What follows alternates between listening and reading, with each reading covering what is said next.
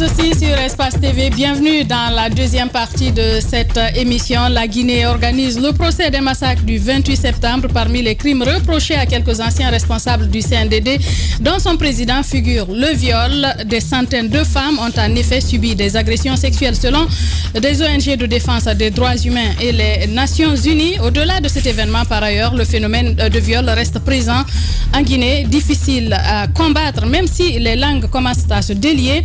Amnesty International vient de publier un rapport intitulé « La honte doit changer de camp ».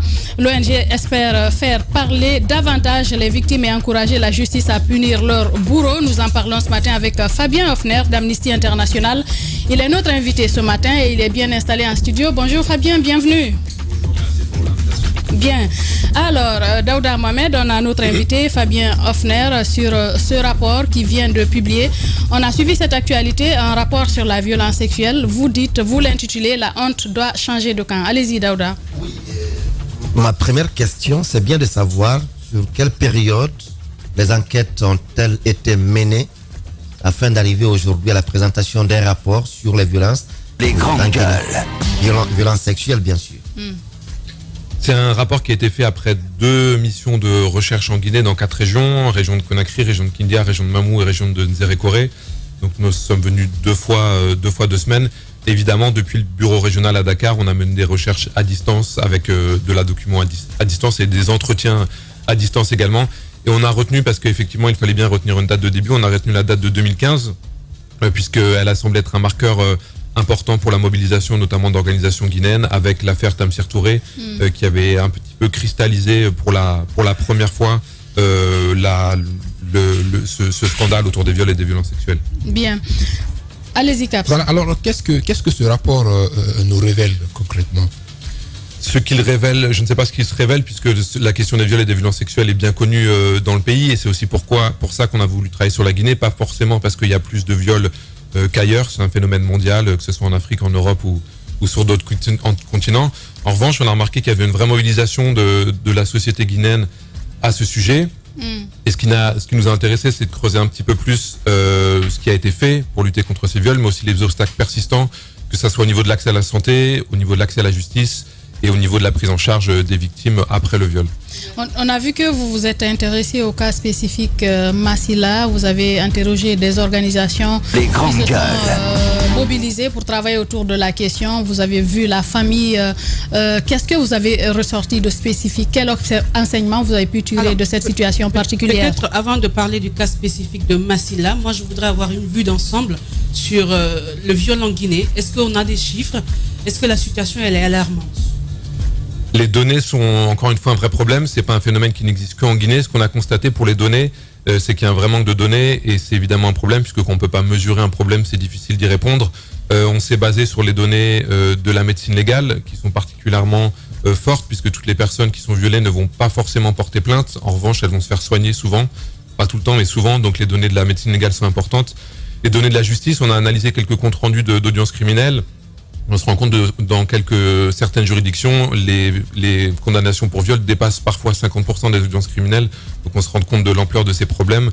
On s'est également appuyé évidemment sur les données des plaintes de l'OPROGEM et de la BSPPV. Je crois que la BSPPV a changé de nom au sein de la gendarmerie, ce qui révèle une augmentation des plaintes. Mais encore une fois, les plaintes ne donnent pas une idée du nombre de viols, puisque toutes les personnes qui subissent des viols ne vont pas forcément porter plainte, pour des raisons qu'on explique aussi dans le rapport sur les obstacles à la justice. Oui, sur l'autre question. L'accent particulier est mis sur le cas Ma. Quel enseignement ça vous a permis de tirer? Massila, je pense qu'on l'a évoqué dans le rapport, parce que comme l'affaire Tamsir Touré en 2015, ça a été un marqueur très important en 2021. Ça a beaucoup choqué en Guinée, au-delà de la Guinée, et ça a évoqué au-delà de ça, même je crois la question notamment des cliniques clandestines. Tout était un petit peu réuni, les obstacles à la justice, le problème d'accès aux soins, mais ce qui nous a intéressé aussi, c'est que c'est monté très haut. On se souvient que c'est remonté jusqu'au chef de l'État, Mamadi Doumbouya, qui est allé au chevet de Massila. Les organisations également ont fait pression sur les autorités, ce qui a entraîné des prises de position assez fortes de l'ancien Premier ministre Mohamed Beavogui et du ministre de la Sécurité. Donc on a évidemment noté ces engagements pour qu'ils puissent être tenus à l'avenir. On voit que ça a été un moment de cristallisation qui a concerné à la fois les organisations guinéennes, mais aussi les autorités qui sont impliquées peut-être à un niveau comme elles ne l'avaient jamais fait auparavant. Allez-y, Guiba. Justement, moi j'ai vu certains chiffres, rien qu'au compte de 2021, je parle pas de 400 cas, mais ça aussi c'est ceux qui vont vers le projet c'est peut-être j'ai écouté beaucoup de personnes parler de ces 400 cas, mais en fait quand vous faites le cumul des statistiques de la BSPPV, de l'Oprogem, de la médecine légale, ça vous fait 900 et quelques, c'est près de 1000 cas rien que pour 2021. Je ne sais pas d'où viennent ces 400, justement, voilà, mais parce que c'est plus important que ça. Beaucoup en parlent. Maintenant, moi, ma question, c'est que aujourd'hui, on constate lorsqu'il y a viol, les gens ne veulent pas libérer la parole parce qu'ils ont peur du regard des voisins. Et donc, on préfère résoudre les problèmes de façon extrajudiciaire. Alors, dans le rapport, comment vous arrivez à comprendre cela et qu'est-ce que les gens disent? Et aussi le soutien, parce qu'après le viol, on a besoin d'un soutien psychosocial. Il y a également l'accompagnement, il y a la justice, la réparation. Comment tout cela s'amoncelle? Concernant l'appui psychologique, c'est évidemment un vrai problème. On avait rencontré le professeur Alassane Chérif.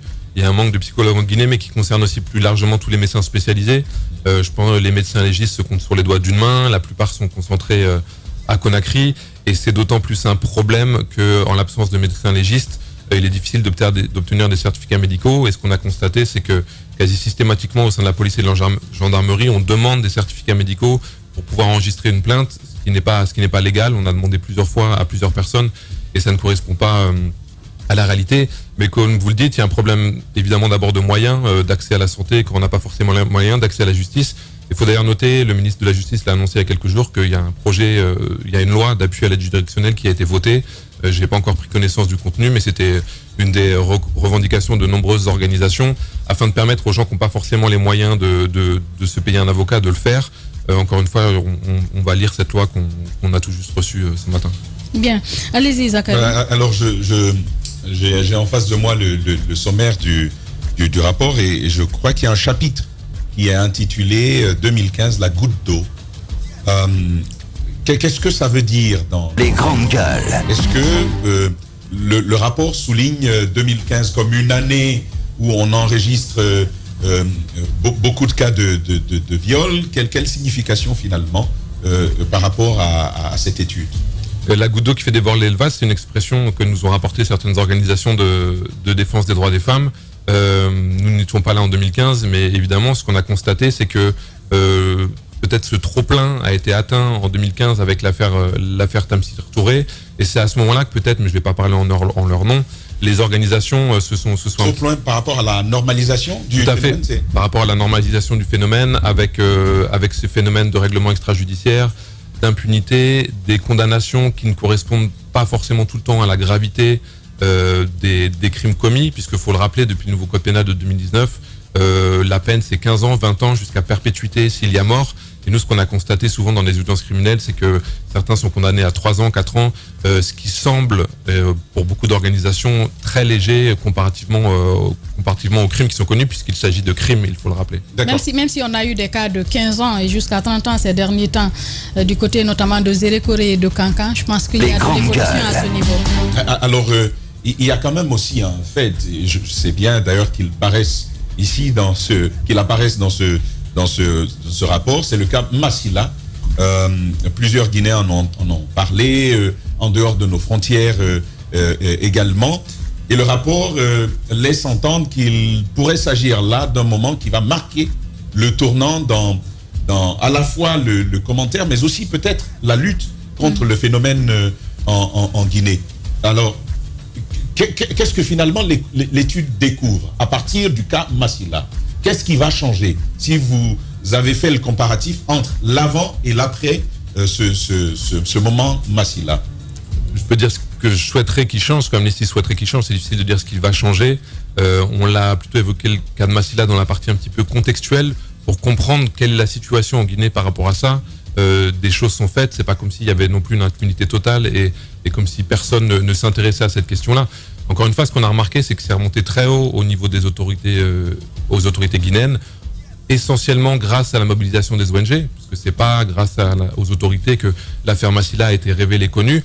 Donc encore une fois, nous on prend les autorités au mot, on en a rencontré certaines. L'ancien Premier ministre s'est engagé, le chef de l'État s'est engagé, le ministre de la Sécurité s'est engagé. Ce qu'on attend maintenant, c'est qu'il y ait des choses concrètes qui soient faites, puisqu'encore une fois, ils ont pris des engagements. Le ministre de la Justice nous a expliqué qu'une nouvelle politique pénale était en développement, qui concernera, je crois, notamment les violences sexuelles. Il nous a expliqué qu'il y aurait sans doute une vulgarisation dans les prochaines semaines ou prochains mois auprès des magistrats pour que cette politique pénale soit développée. Il y a beaucoup de choses à faire et des choses qui peuvent être faites peut-être de façon plus simple. On a constaté que dans les commissariats et les postes de gendarmerie que vous connaissez, il y a un vrai problème de confidentialité. Quand une femme arrive dans une pièce avec 25 ou 26 hommes, une pièce bruyante, où elles ne sont pas en mesure de partager leurs témoignages de façon confidentielle, et où même parfois, encore une fois, on ne parle pas de généralisation, mais où parfois des victimes sont auditionnées à côté des auteurs présumés, et il y a un vrai problème aussi de confidentialité à ce niveau-là. Bien. Votre rapport est intitulé « La honte doit changer de camp ». Mais bon, c'est une réflexion peut-être à laquelle je vais vous appeler. Nous le disions souvent ici en studio, ce n'est pas parce qu'il y a plus de cas de viol aujourd'hui qu'on en parle de plus en plus. Est-ce que finalement la honte n'a pas déjà changé de camp, parce que le viol est devenu un phénomène plutôt médiatique aujourd'hui. Nous avons notre collègue, vous l'avez certainement rencontré, Moussa Yero, et beaucoup d'autres acteurs qui interviennent aujourd'hui. Que découvre votre rapport pour que finalement il soit intitulé de cette façon? Parce que mon regard de profane peut-être, c'est de dire de plus en plus on en parle, le phénomène est devenu médiatique, on ne se cache plus pour en parler, en tout cas même à visage découvert. Tout à fait, il y a une vraie libération de la parole, et encore une fois, c'est pas forcément nos expressions à nous. On a rencontré des organisations qui nous ont parlé de cette libération de la parole. Je ne sais pas forcément, comme vous le dites, s'il y a plus de cas, parce que la question des données est très délicate, donc en tout cas il y a plus de plaintes, ce qui ne veut pas forcément dire qu'il y a plus de viols qu'avant, mais ce nombre de dépôts de plaintes grandissant témoigne aussi peut-être d'un sentiment de confiance de plus en plus important des Guinéennes et des Guinéens vis-à-vis en tout cas de ces unités précises de la police et de la gendarmerie, qui manquent néanmoins de moyens. Mais effectivement, il y a cette libération de la parole qui est constatée, même si le rapport s'intéresse aussi à tous les stéréotypes qui continuent d'être perpétués. Et encore une fois, c'est pas uniquement une question en Guinée, mais qui continuent à d'être perpétués au sein des écoles, au sein des autorités, et même parfois par des autorités. On a cité, ou en tout cas on a constaté un préfet de Haute-Guinée qui avait justifié quasiment les viols par les tenues des filles. C'est que c'est un sujet dont vous discutez. Parce que moi, j'aurais plus entendu un titre comme La honte change de camp en Guinée. Parce que là, c'est plus du... Si ça ne tient qu'à ce que vous avez entendu des acteurs de la société civile, je pense que l'idéal, c'est aussi l'objet de cette émission, de critiquer et d'apporter son regard sur le rapport. L'idéal aurait été justement de vous poser la question, qu'est-ce qui soutient dans les faits que la honte doive changer de camp? Est-ce qu'aujourd'hui, finalement, mon regard, ce serait de dire beaucoup de choses évoluent, et la vocation d'une telle étude, c'est aussi de souligner les évolutions à l'intérieur des rapports. Mais est-ce que la honte a déjà changé de camp? Parce que dans l'étude, il y a un aspect social. Dans l'étude, il y a un aspect social. Est-ce qu'il a été identifié quelque chose de particulier à la Guinée quant au profil, par exemple, des agresseurs, les victimes? Qu'est-ce que vous nous faites savoir après ce travail? Alors, pour revenir à votre question, je pense que vous n'avez pas eu l'occasion de lire le rapport, vous n'avez peut-être pas eu le temps, mais tous les aspects positifs sont évolués, sur toutes les évolutions, le code pénal, au projet MBSPPV, il y a beaucoup de choses qui sont notées là-dedans, et je pense que même si effectivement là on change de camp, ce qu'on constate aussi, peut-être en dehors de Conakry, dans des endroits un petit peu plus reculés, on n'en est pas vraiment encore là. On a eu beaucoup de témoignages de victimes et de familles de victimes qui nous expliquent qu'elles sont obligées de déménager, de changer de quartier pour faire cesser les stigmatisations, les indexations, les moqueries. Et encore une fois, qu'on entend des propos tenus par certaines autorités locales ou par certains artistes, je pense qu'il y a encore beaucoup à faire. Encore une fois, pas qu'en Guinée. Je viens d'un pays, la France, où depuis quelques mois, il n'y a pas une semaine sans qu'il n'y ait pas un scandale sexuel qui implique des hommes politiques. Donc l'idée n'est pas du tout stigmatiser la Guinée en particulier. Nos bureaux régionaux travaillent dans tous les continents sur les violences policières aux États-Unis, etc. Nous, on a fait ce rapport-là sur la Guinée. Ce qui est spécifique à la Guinée sur les viols, c'est difficile à dire. En revanche, je pense que quelques jours après l'ouverture du procès du 28 septembre, il me semble important de recadrer tout ça dans le contexte général de ce que beaucoup de personnes constatent comme étant l'impunité en Guinée. On a des associations qui, depuis Sékou Touré, demandent la justice, depuis l'ancien Conté et depuis Alpha Condé également. Donc je pense que c'est important de cadrer tout ça dans un contexte global. Alors en posant la question, c'était plus pour permettre à les grandes gueules qui n'ont pas le temps de lire ce rapport, d'avoir une petite idée de ce qui est proposé dedans, et peut-être j'aurai l'occasion de poser une question sur les recommandations, parce que je vois que vous vous adressez également aux médias. Est-ce que ça veut dire que dans la lutte qui est menée, il y a quelque chose que nous aussi, nous devons changer? Je pense, oui. Il y a une recommandation qui concerne les médias, mais encore une fois, on a vu que ça avait beaucoup évolué ces dernières années. C'était plutôt sur la présomption d'innocence, c'est-à-dire le fait que, comme on le voyait peut-être il y a 10 ans, d'afficher le visage à la police ou à la gendarmerie d'un auteur présumé, qui, s'il n'est pas reconnu coupable, va être évidemment marqué à vie, puisqu'il va être accusé de viol.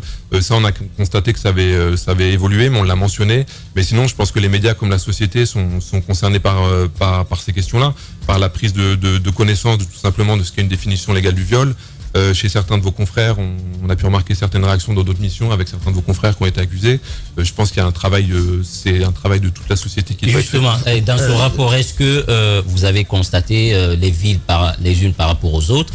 Est-ce qu'il y a une ville où il y a une sorte de pic, où le chiffre est important par rapport à une autre? Si oui, et qu'est-ce qui pourrait expliquer cela? On n'a pas constaté de différence forcément entre les villes, et les enquêtes les plus poussées qui concernent ça, ce sont celles de ministre de l'Action sociale, qui a fait des enquêtes en 2019 et 2020.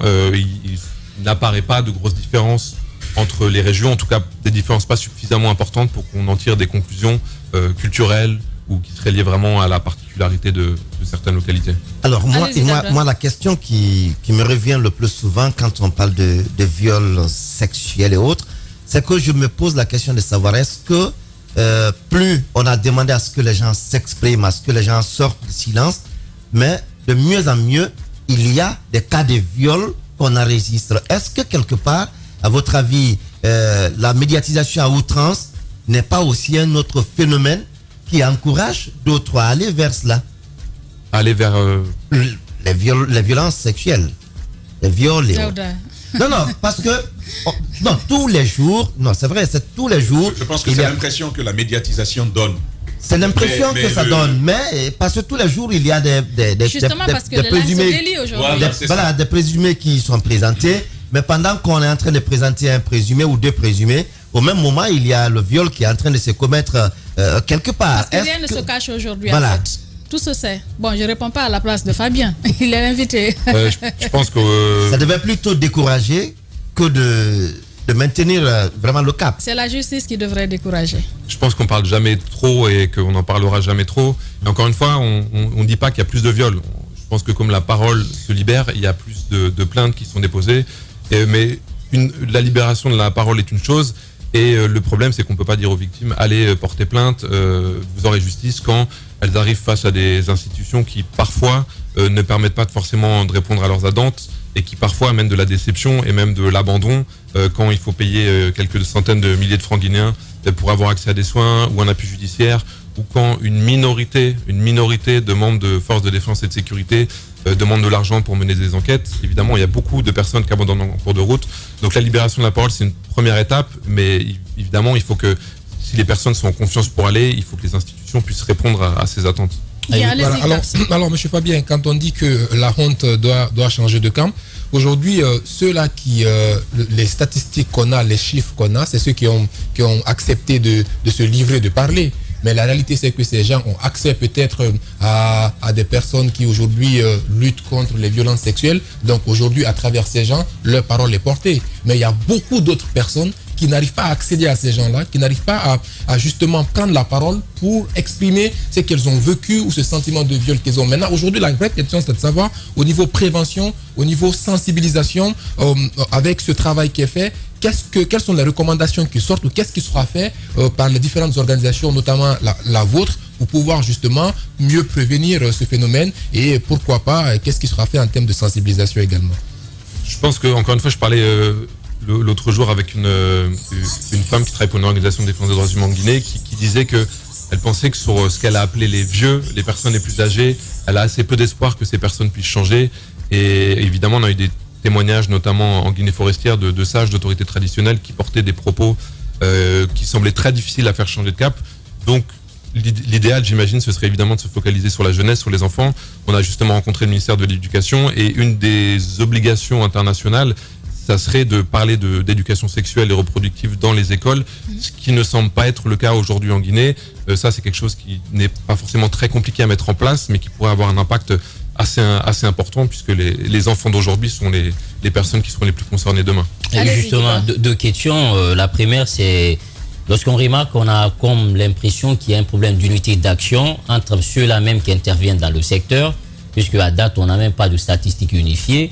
Est-ce que dans ce rapport, de telles recommandations ne sont pas ressorties pour essayer le PROGEM, BSPP, le ministère de l'Action sociale et tous les autres, la justice? La synergie d'action. Une synergie d'action véritable, parce que jusque-là, on a du mal quand même à sortir des chiffres unifiés. Est-ce que ça pose pas un problème? Deuxième chose, c'est par rapport même aux victimes, parce qu'on dit que pour l'instant, on a du mal puisqu'il y a l'impunité, et lorsque la justice sévit, je pense qu'on peut graduellement drastiquement baisser le chiffre de viol, mais sauf que les victimes elles-mêmes, à cause du regard, une fois encore, de la société, ont du mal à aller devant la justice. Ils préfèrent les négociations à l'amiable, puisque nous, en Afrique, cette pesanteur-là qui vous amène à vous dire il faut se mettre à l'abri de la honte, ça fait que vous avez du mal à aller vers la justice. Est-ce que cela aussi n'encourage pas du fait que les victimes elles-mêmes, elles ont du mal à prendre leur destin en main?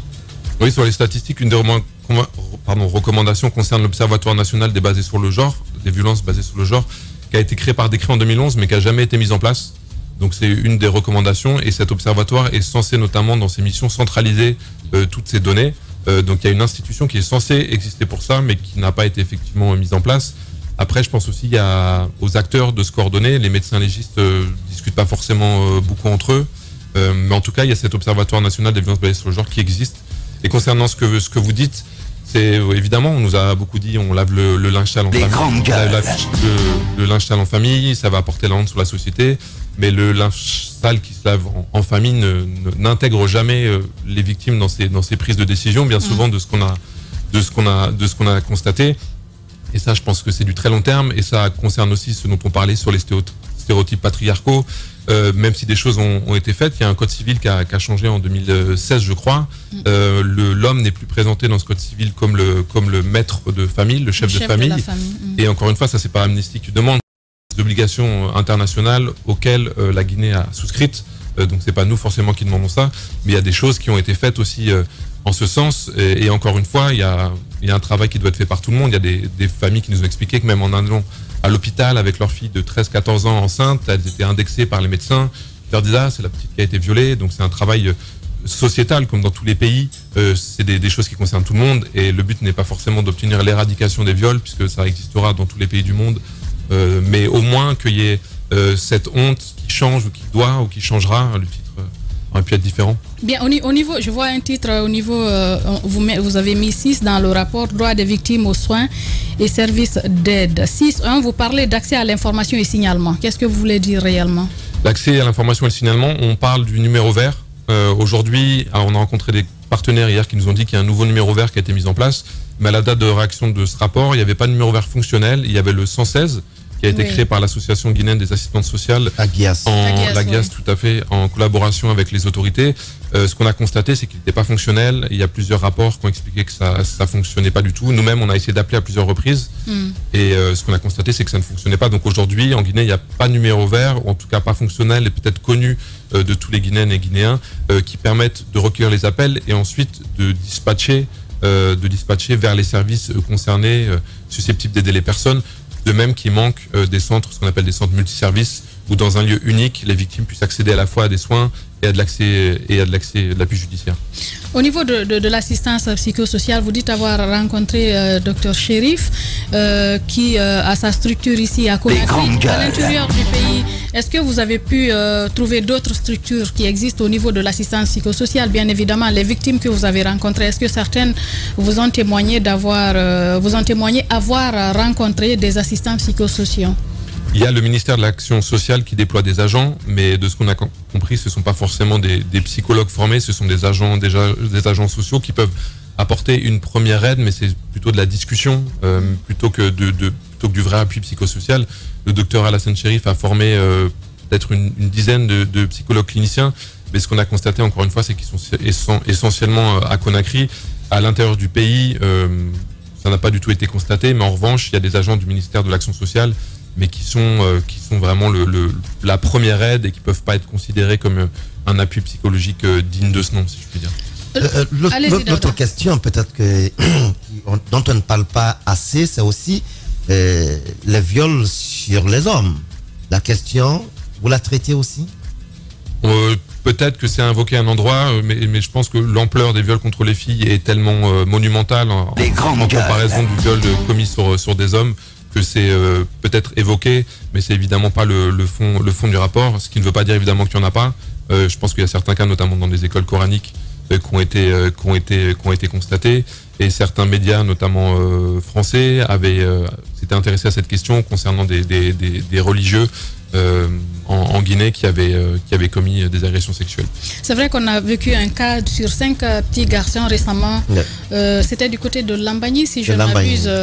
Il y en a eu à Kaloum. Oui. Il y en a eu également à Lambagny. Qui ont subi des cas de viol ici à Conakry. Alors moi, la question que je me pose, Fabien, c'est l'opportunité de la publication de ce rapport. Maintenant, est-ce que vous pensiez que, vu le contexte du procès du 28 septembre qui devait se tenir, il était opportun de publier ce rapport? Est-ce que le moment a été choisi sciemment ou bien qu'est-ce qui s'est passé? Le moment a été choisi sciemment. On devait venir en Guinée un peu plus tôt, ça n'a pas été possible. On a choisi ce moment sciemment parce qu'on ne peut pas parler du 28 septembre sans parler des plus de 100 femmes qui ont été violées. Il y a des gens qui ont été tués, mais il y a aussi des femmes qui ont été violées. Et dans les prochains mois, les audiences du procès, qui je crois seront retransmises en direct, vont être aussi un moment important pour tout ce qui concerne les crimes sexuels. Donc on a choisi de le publier avant, évidemment pas le jour même, pour pas marcher, si je peux dire, sur l'anniversaire et la commémoration du 28 septembre, mais c'était évidemment choisi pour que ce soit en lien avec cette thématique des violences sexuelles. Est-ce qu'Amnesty accompagne certaines victimes dans la procédure judiciaire? Non, on n'a pas de procédure judiciaire. Il y a d'autres organisations comme la FIDH qui sont parties civiles, mais c'est pas le cas d'Amnesty International. D'accord. Alors, moi, c'est la première fois que je vois Amnesty changer de ligne, c'est-à-dire publier un rapport qui n'a rien à voir avec d'autres formes de violation des droits humains, notamment pendant les manifestations politiques. Pourquoi ce changement de cap? Comment avez-vous réussi à franchir ce cap?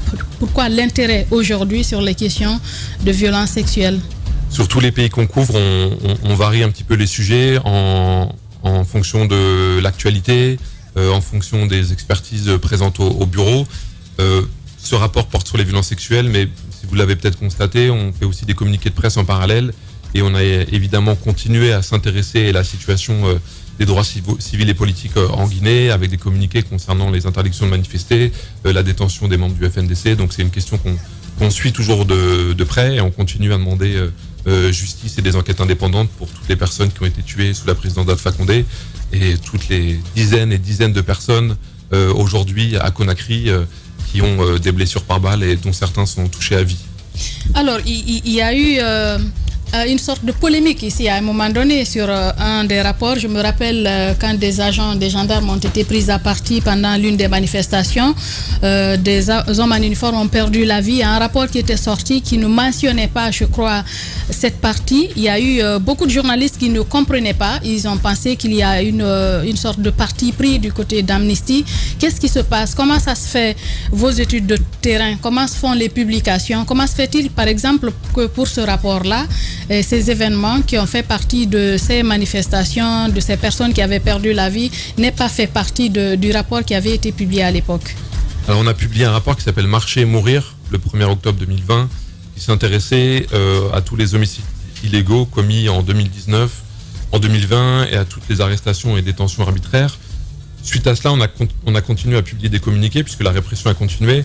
Et concernant la polémique que vous mentionnez, on a été contacté par un média en particulier, qui a appuyé sur cette question.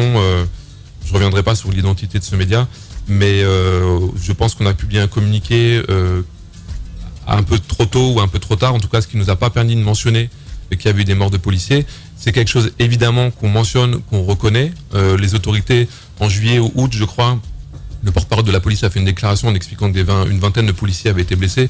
C'est quelque chose que qu'on ne nie absolument pas. Et on mentionne dans les communiqués et les rapports que les manifestations sont parfois violentes. Donc voilà, là-dessus, en tout cas, il y a... Sur ces manifestations, par exemple, sur les cas de violation des droits humains, comment vous procédez sur le terrain? Par exemple, vous êtes chercheur, quelquefois vous n'êtes pas en Guinée. Quand il y a des cas de violation des droits humains, des cas de mort d'homme, des cas d'agression physique ou de viol, comment vous faites? Est-ce que, comme pour le cas de ce rapport sur les violences sexuelles, vous vous déplacez, vous venez écouter des personnes? Qu'en est-il des autorités? Est-ce que vous les écoutez parfois? Est-ce que vous partez les voir pour connaître leur point de vue sur la situation, leur version des faits? Comment ça se passe? La question est d'autant plus pertinente que notre société, elle est très étiquetée, notamment politiquement, communautairement, ethniquement, et ça a une véritable influence sur les réponses. Et donc la question de Moussa Hiro est pertinente à ce niveau. Comment vous travaillez à la sélection de vos répondants?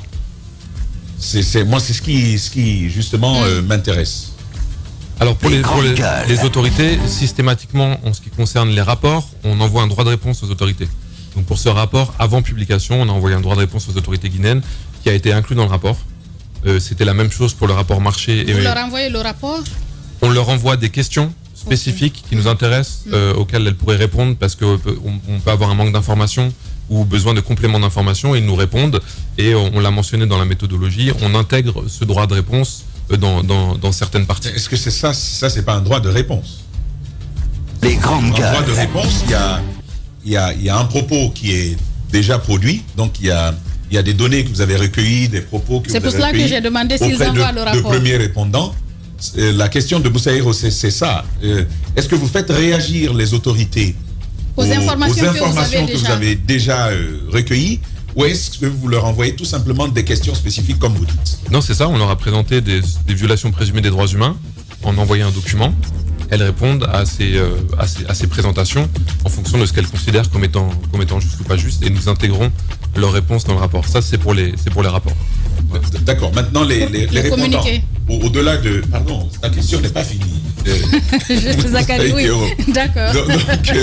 Donc, pour les autorités, je sais, il faut entendre tout le monde, mais comment vous constituez votre échantillon? Est-ce qu'il est aléatoire comme ça ou est-ce qu'il y a des critères spécifiques auxquels vous regardez pour dire telle personne serait pertinente sur tel sujet et comment surtout minimiser la part de la manipulation dans le propos que vous recueillez? C'est une question qui m'intéresse beaucoup parce que beaucoup de journalistes nous parlent de ça. Moi, ce que je constate souvent, c'est que je crois que tout le monde ne va pas forcément eux-mêmes chercher l'information. Je pense qu'on est tous des chercheurs ou des journalistes. Est-ce que vous êtes déjà allé à Bambeto ou Amdalaï voir des familles de gens qui ont été tués? Ici, c'est nous qui posons les questions, Fabien. On le fait, hein? Oui, non, mais ce qui m'étonne toujours... On le fait à chaque fois qu'il y a manifestation. Tout à fait. Donc, pour répondre à votre question, des collègues sont allés sur place en 2019. Nous, on vient de temps en temps, sinon on fait des entretiens à distance. On contacte des familles. Je ne vais pas ici révéler nos sources d'informations pour des raisons que je pense que tout le monde connaît. Il y a des gens qui sont menacés, des médecins notamment qui sont menacés, des familles qui ne veulent pas porter plainte. Donc c'est un sujet extrêmement sensible. Donc nous avons des contacts que nous appelons. Nous vérifions nos informations avec des certificats de décès, avec des autopsies quand elles existent. Nous demandons de corroborer certaines informations avec différentes personnes.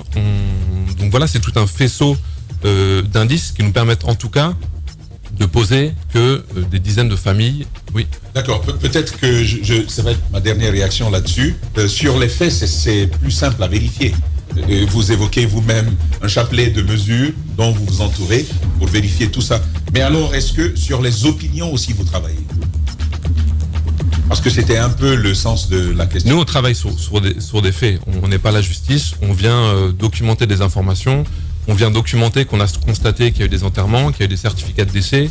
En 2020, il y a des familles qui n'ont pas pu accéder à des morgues, qui ont été empêchées d'aller accéder à des morgues, et donc ces corps n'ont pas été comptabilisés. On pose des faits, on dit des dizaines de personnes nous ont expliqué ça, on accuse telle ou telle personne. Nous semblons qu'il y ait suffisamment d'informations pour qu'au minimum, des enquêtes soient menées. À partir du moment où après ça, aucune enquête n'est déclenchée, vous parlez de violation de droits humains. Qu'en est-il, pour terminer sur la question de Tamba, de la nature des collaborateurs? Parce qu'à un moment donné, l'argument aussi qui était brandi, c'est que ceux avec qui vous travaillez appartiennent à des structures qui ont des appartenances politiques et autres. Est-ce que c'est quelque chose partisans sur quoi vous veillez aussi pour crédibiliser les résultats? On n'a pas de collaborateurs en Guinée. Il y a une section Amnesty Guinée qui fait... C'est de cela que je parle, parce que souvent les composantes, après les arguments brandis, officiellement ou officieusement, c'est que voici tel, il travaille au compte d'Amnesty, mais voici ses accointances avec telle ou telle structure. Est-ce que vous veillez de près à ceci? Leur intégrité, mais aussi leur neutralité dans la vie politique. Évidemment. Et alors, à moins qu'il y ait des éléments à disposition, il n'y a rien aujourd'hui qui nous fait croire que les collaborateurs que nous avons en Guinée, et c'est d'ailleurs une règle des sections d'Amnesty Guinée, qui ne font pas de recherche, justement, pour ne pas amener ce genre de problème et pour qu'eux-mêmes ne soient pas exposés potentiellement à ce type de critiques. Alors, on est presque à la fin de cette interview. Fabien, ce rapport, est-ce que ça se limite là ou bien il y a une campagne derrière? Qu'est-ce qui va se passer après la publication de votre rapport sur les violences sexuelles en Guinée? Il y a une campagne qui a débuté même aujourd'hui en Conakry. Dans plusieurs quartiers, vous allez pouvoir voir des affiches de campagne d'Amnesty International concernant cette question spécifique des violences sexuelles. Et on espère également pouvoir travailler sur ces questions, notamment avec peut-être nos collègues d'Amnesty Guinée qui ne font pas de recherche mais qui font de l'éducation aux droits humains. Donc cette campagne va continuer. On espère continuer le dialogue avec les autorités puisque ce dialogue existe. On les a rencontrés, on a échangé et les autorités semblent assez mobilisées sur cette question-là. Fabien Hoffner, chercheur à Amnesty International, merci d'être passé chez les Grandes Gueules ce matin. Merci à vous.